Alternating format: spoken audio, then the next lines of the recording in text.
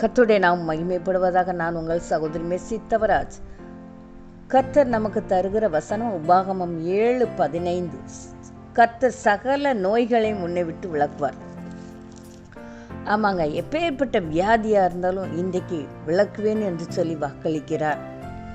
கலங்காதீங்க, கர்த்தரால் கூடாத காரியம் ஒன்றுமே இல்லை. யாருக்குனாலும் இந்த அற்புதம் நடக்கும், எனக்கெல்லாம் நடக்காது அப்படின்னு யோசித்து கொண்டு இருக்கிறீங்களா? உங்களை பார்த்து தான் கர்த்தர் சொல்லுகிறார், சகல நோய்களை முன்னே விட்டு விளக்குவேன் என்று சொல்லி வாக்களிக்கிறார். கர்த்தரால் கூடாத காரியம் ஒன்றுமே இல்லை.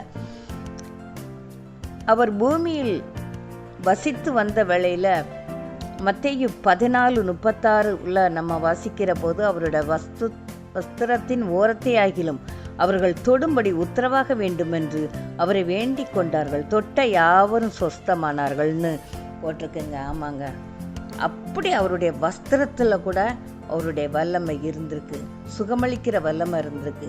இன்னைக்கு உங்கள் அருகே அவர் ஜீவன் உள்ளவராய் ஜீவிக்கிறவராய் உங்கள் அருகே நிற்கிறார். அவரை நோக்கி உங்களுடைய வியாதிகளுடைய விகாரத்தை சொல்லி அழுகிற வேளையில் அதில் ஒரு அற்புதத்தை தர கர்த்தர் நல்லவரும் வல்லவருமாய் இருக்கிறார்.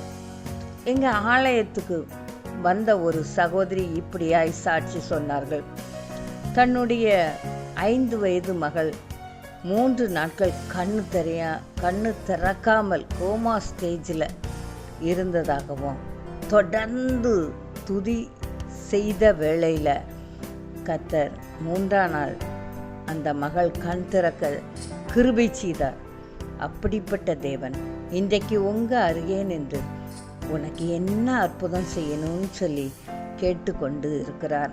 உங்களுக்கு என்ன அற்புதம் வேணுமோ, எந்த வியாதியிலிருந்து உங்களுக்கு விடுதலை வேணுமோ, அதை இன்றைக்கு கர்த்தர் தர வல்லவராய் இருக்கிறார். நம்ம கண்மூடித்தனமாக விசுவாசித்து அவரிடத்தில் இந்த அற்புதத்தை பெற்றுக்கொள்வோம். அவரால் கூடாத காரியம் ஒன்றுமே இல்லை. அவருடைய வஸ்திர தொங்கலினால் நம்மளையும் நம்ம குடும்பத்தையும் கர்த்தர் நிரப்புவாராக. ஆமேன், ஆமேன்.